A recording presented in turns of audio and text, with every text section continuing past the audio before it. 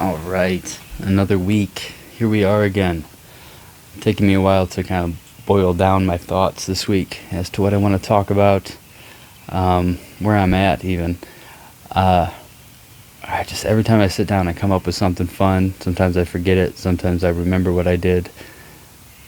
But this week I think I want to talk about, and I may talk about other things, but I think I want to talk about freeing up space in the clock dividers and by using by splitting the Shaos in half. So thinking of it that way is kind of interesting.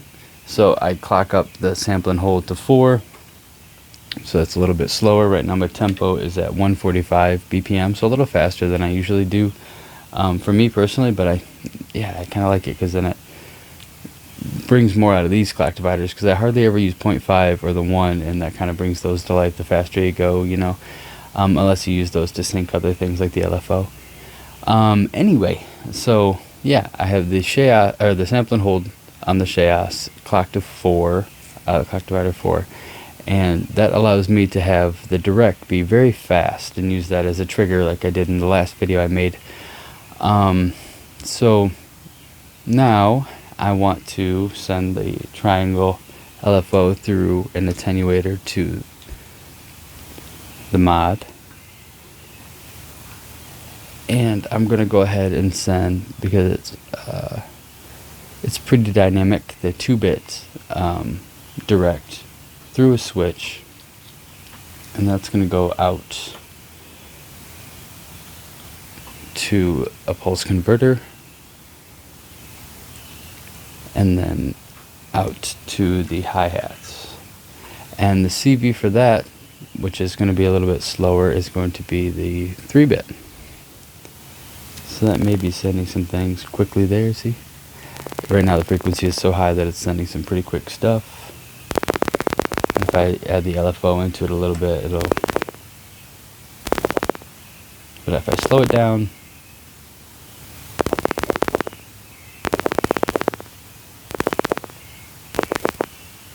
Right now my tune is so low that it's not giving me anything anyway, because I was kind of getting some of those creepy crawlies that you can get with the tune all the way down. Anyway, that's off the story. Let me blow our ears out real quick.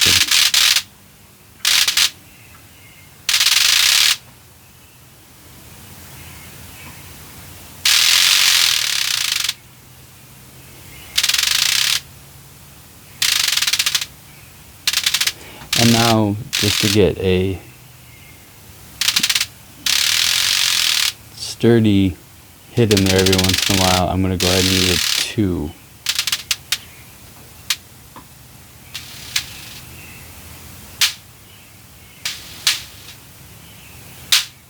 And what that does, it kind of tames down what's being sent to it. It allows me to bring the frequency up a little bit on the Shaos and on the LFO.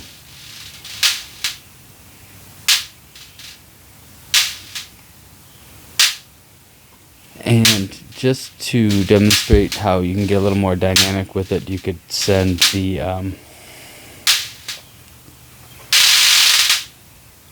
1 through an attenuator also, and get some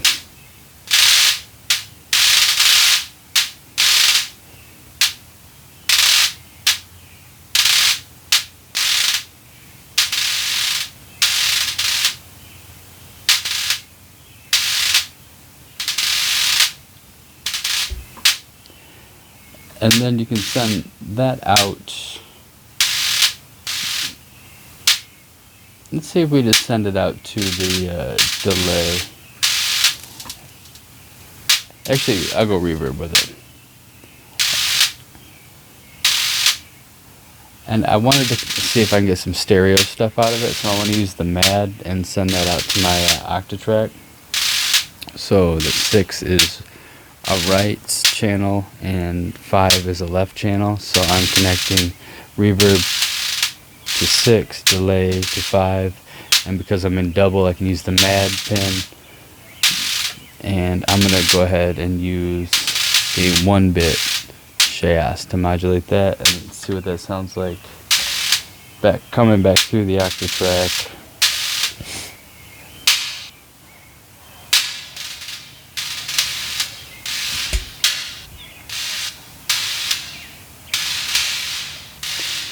So that gives you a nice foundation just kind of out of those two things. All I'm using is I'm using a 1-pin, which is a little extra. I kind of didn't want to have to use anything extra out of the clock divider, so I wanted to just use a Shaos, but that's cool for me. And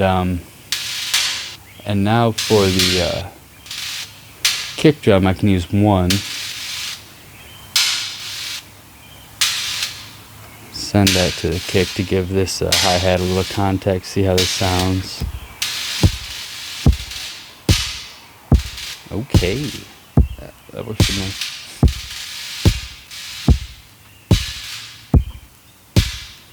It's that mad pin. Ooh, it's that mad pin.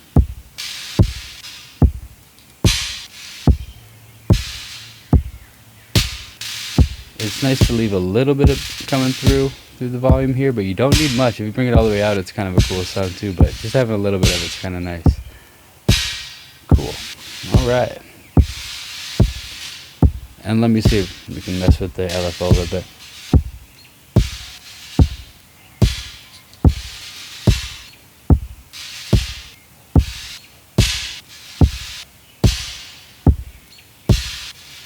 That's fun. Okay. So now I can also send 8 through a switch. I'm going to have to use another attenuator in a moment for this, but I'm going to run 8 through a switch out to the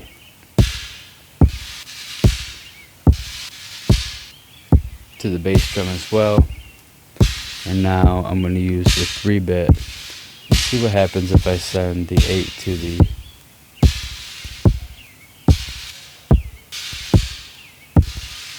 very, very subtle, because when you have the 1 connected directly to the converter,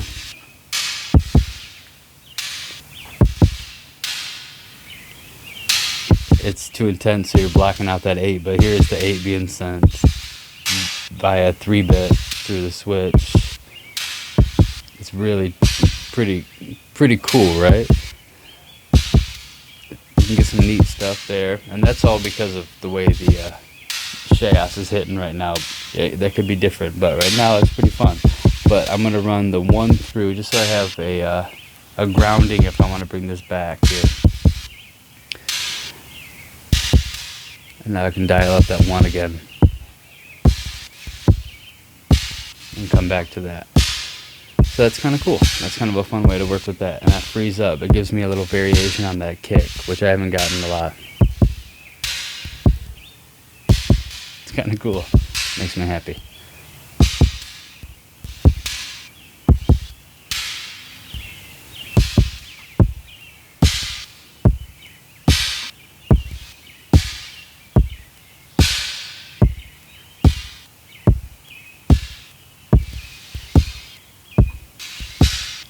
I'll clock up the LFO to 0.25 just so it might tighten things up a little bit more. That's basically all I wanted to do, is kind of do a little stereo drum thing with the Shaos, creating the rhythm, because I knew it would have something cool in store. And now maybe if I mess with the data pin on the Shaos, it might mix it up a little bit too. Let me just connect it to the square LFO just to have some.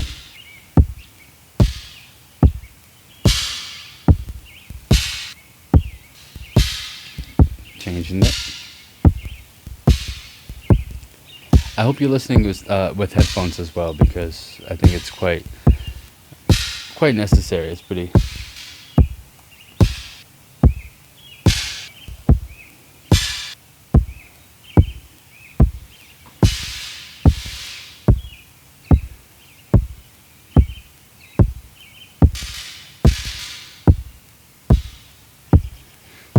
So just pulling down the, there you go.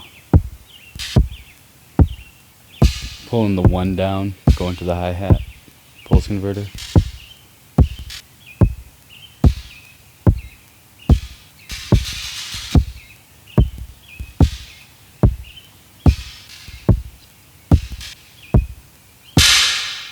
Too loud, sorry.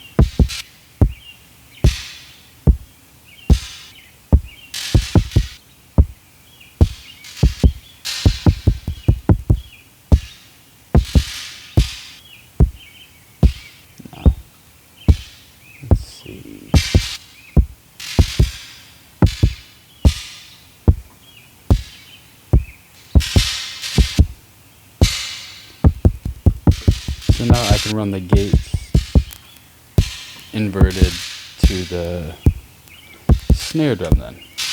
So I'll run the gates from the bass drum inverted to the snare drum. Let's see how silly this sounds. This may not work out, but so right now it's hitting at the same time because there's no CV to the inverter. Let's see if we just connected it to 10, what that sounds like.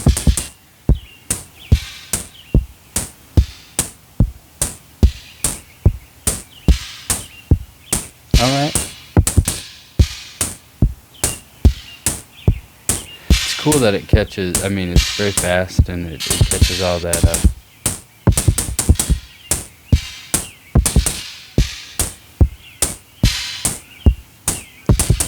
So let's see what happens if we then use the 1-bit sample and hold instead of the 10-volt. It means they'll hit at the same time sometimes because it won't always be inverted.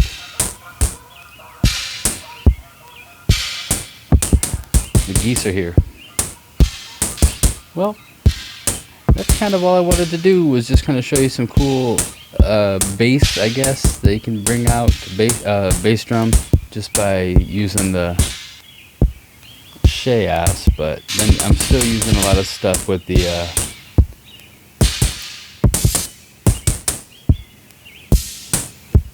there we go. I'm still using some clock dividers for the snare drum. That's what I was trying to say. I got a little lost there thinking about this hi-hat. But I really enjoy how much the hi-hat comes to life just from that bit. There's a lot of work put involved. There's a lot of cables here still. Don't even have the bass involved yet. So I'm going to do that. Let's see if I can tune it up. I have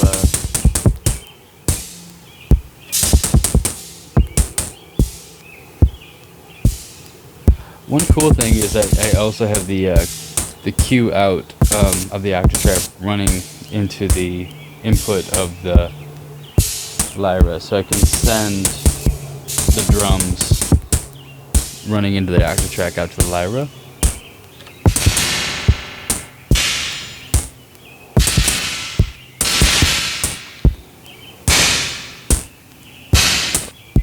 A little more handy on things that are more melodic, but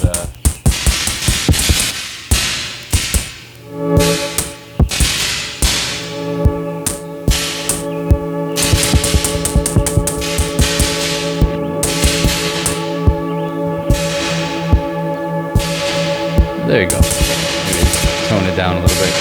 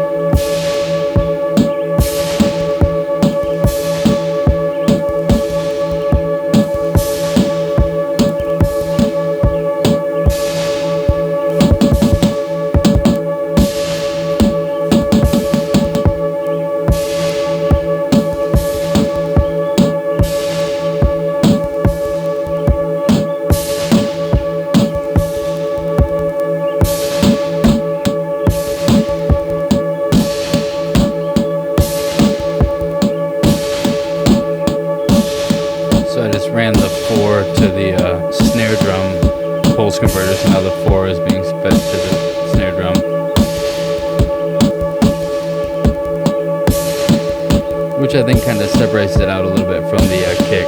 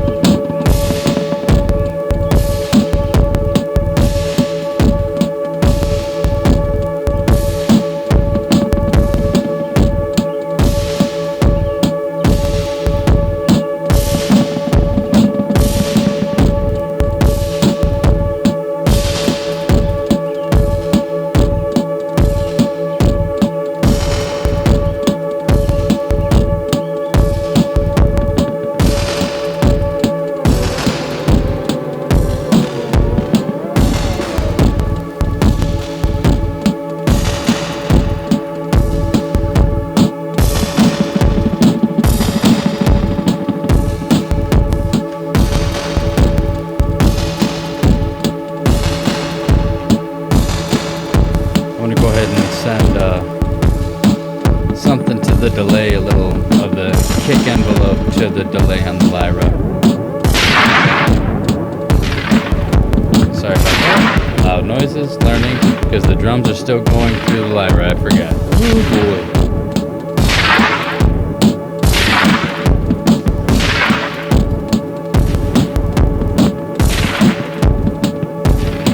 So I brought the volume down on the cue going out to the Lyra so that I can keep the volume up on the Lyra.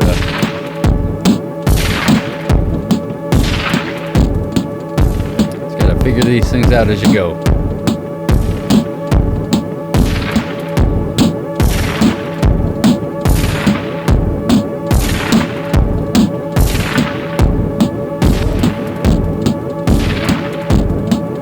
This attenuator for the kick drum really does a lot. Woo!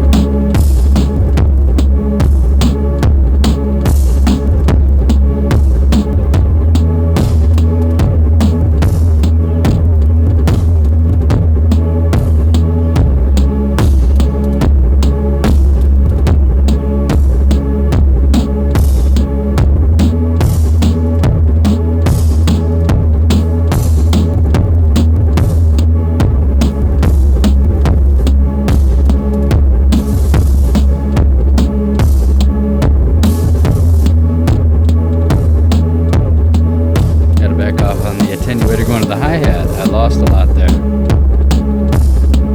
There it is. It's back.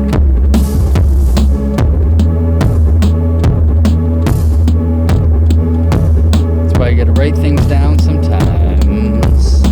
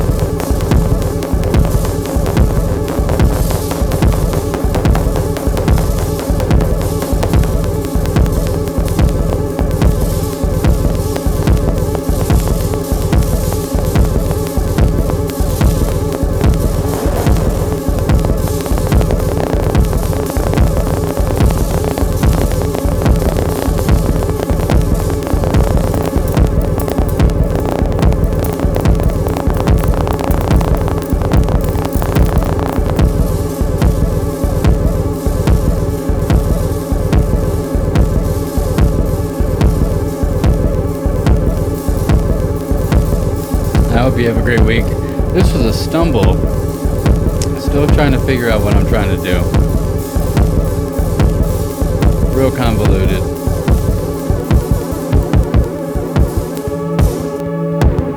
Basically just trying to figure out a way to get more out of my kick, rhythm wise.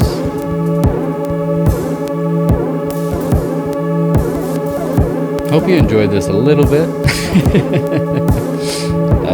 I did. It's always, I mean, sometimes it feels like a workout mentally, but you do get some gains, as they say, here and there. I hope you got a little bit of a gain. Hope you learned something, or not learned. I hope you were inspired or decided to try something out.